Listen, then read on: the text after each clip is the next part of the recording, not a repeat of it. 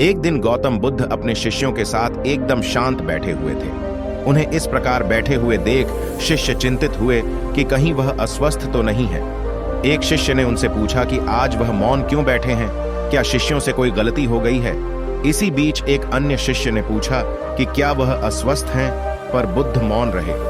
तभी कुछ दूर खड़ा व्यक्ति जोर से चिल्लाया, आज मुझे सभा में बैठने की अनुमति क्यों नहीं दी गई है।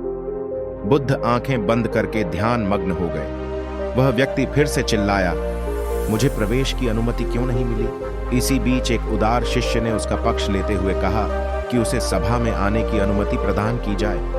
बुद्ध ने आंखें खोली और बोले, नहीं, वह अछूत है, उसे आज्ञा नहीं दी जा सकती। यह सुनकर शिष्यों को बड़ा आश्चर्य हुआ। बुद्ध उनके मन का भाव समझ गए और बोले, हाँ, वह अछूत है।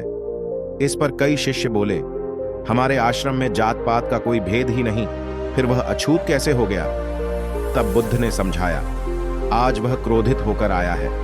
क्रोध से जीवन की एकाग्रता भंग होती है। क्रोधी व्यक्ति प्राय मानसिक हिंसा कर बैठता है, इसलिए जब तक वह क्रोध में रहता है तब तक अछूत होता है। इसलिए उसे कुछ समय एकांत में खड़े रहना चाहिए। क्रोधित शिष्य भी बुद्ध की बातें सुन रहा था। पश्चाताप की अग्नि में तपकर वह समझ चुका था कि अहिंसा ही मनुष्य का महान कर्तव्य व परम धर्म है। वह बुद्ध के चरणों में गिर पड़ा और कभी क्रोध न करने का प्रण लिया। शिक्षा, आशय यह है कि क्रोध के कारण व्यक्ति अनर्थ कर बैठता है और पश्चाताप उसे बाद में होता है, जिसका कोई लाभ नहीं मिलता। इसलिए हमें क्रोध नहीं करना चाहिए। असल मायने में क्रोधित व्यक्ति अछूत हो जाता है और उसे अकेला छोड़ देना चाहिए।